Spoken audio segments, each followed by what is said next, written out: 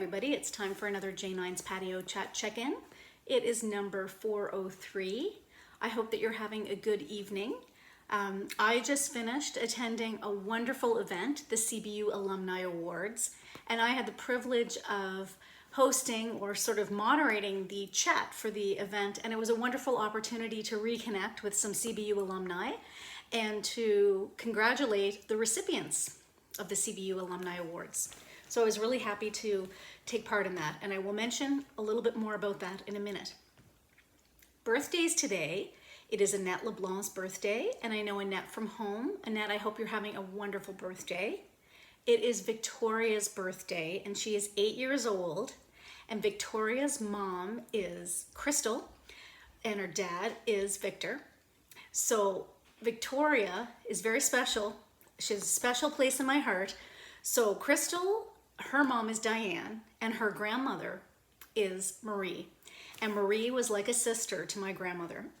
And I think I told this story last year too. I don't know if I did, but Victoria was such a sweetie at my grandmother's funeral. Afterwards, at the reception that they had in the hall, it was in Dominion.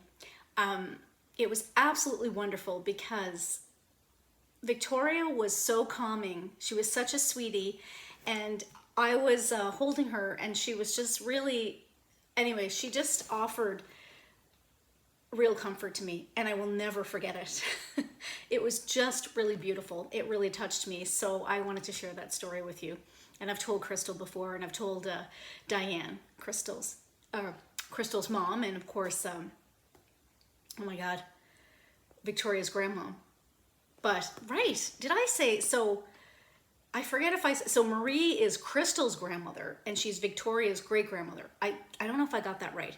Anyway, needless to say, all of these beautiful people have a special place in my heart, and they're like family to us. So I hope that Victoria had a wonderful birthday. And my mom wanted me to mention that it was Glenn Campbell's heavenly birthday today. He's 85 years old. I am not a country music fan, but I have to say, I do like Rhinestone Cowboy. I do. Can't deny it. So I was dressed up today because I attended the CBU Alumni Awards. I'm not going to go through everything about the awards. It was a wonderful event. It went virtual. They had to do this even before, I'll talk about that too, what happened in Nova Scotia today, of course. But they planned to go virtual with the events. The alumni recipients were all across the world, not necessarily in Cape Breton, of course. And it was a wonderful group of people, 7 people that received the recipients that received alumni awards, and it was absolutely beautiful. There was music from CBU alumni. The president of our CBU alumni board, Michelle O'Coing, spoke. It was wonderful. Michael McSween, who is a CBU alumni, he was the MC. Graham Marshall provided greetings from Member 2, which was wonderful.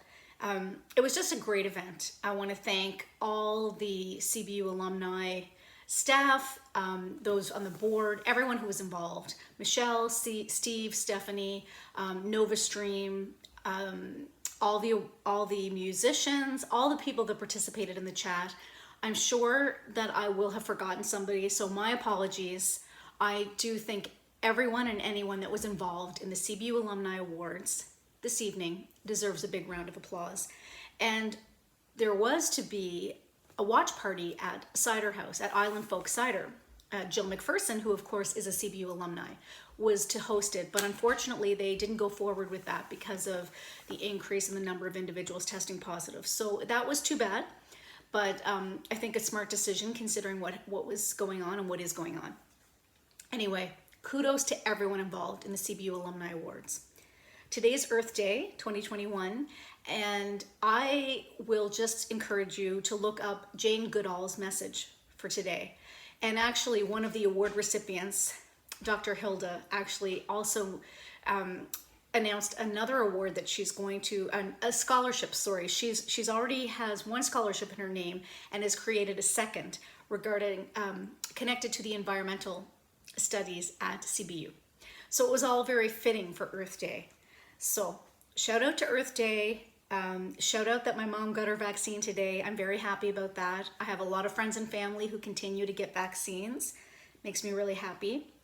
I will be honest, I wasn't very happy today at all earlier in the day. We were all anticipating a circuit breaker here in Halifax, and I didn't know how much would be impacted across the province, but certainly expected Halifax to be the main area because the number of individuals testing positive in our area of the province are much higher. So that made good sense. And Dr. Strang and Premier Rankin made those decisions, and it's understandable.